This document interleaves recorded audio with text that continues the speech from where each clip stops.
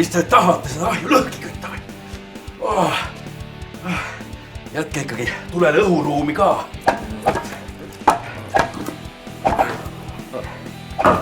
Kolmandiku võrra võiks ikka tühjaks jätta.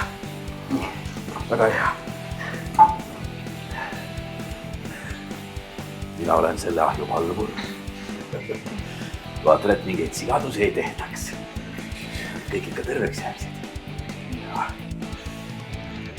Siibel, väga õige.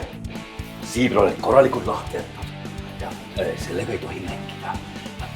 Siibel peab alati olema täiesti lahti. Muidu ving hiilib tuppa. Seda ei märka ka.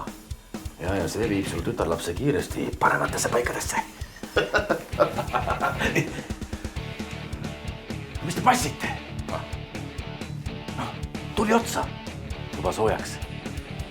Tahaks juba korstesse tagasi ronida.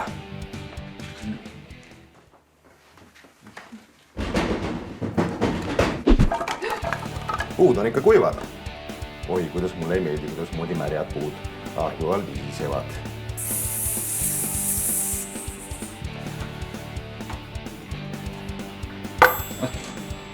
Kuivad! Paneme ahju. Mis see on? Las nad nüüd toimetavad siin. No aga see on ju trükivärv, see on tina täis, ma ei taha midagi sellist endale sisse hingata. Ärge pange teda tähele, teeme tule alla, siis ta enam ei isise. Noormees, ajalehte ei kasutata Euroopa Liidus tulehäkatiseks juba 1993. aastast alates. Direktiiv. Saab sooja või ei saa? See on sama hea, kui ahju alla panna sodi, mingid kiled või plastikud, eks rikuvad korst ära ja siis kopsud ka. Kuulge! Minge vett!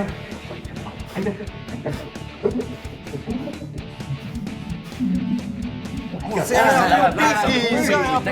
hakkab mingid ketsaid ja kuugikuid saagivad? Lähetegi metsa või? Kes siis ahju kütab? Pidid seda pigijuttu rääkima. Ma rääkisin lihtsalt direktiividest, tema räägib mingisugustest kuubikutest siin. Kuulge, kuhu te nüüd lähete? Teeme selle tule alla. Jaa, paneme küünlad ka põlema ja...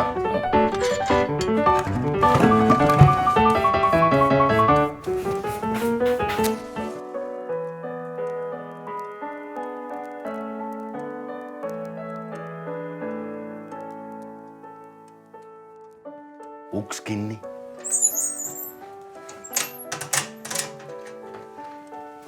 Ja siibri ja toaluugi panete kinni alles siis, kui sinist leeki enam näha ei ole. Ja söed hakkavad tuhma. Ilusat õhtut.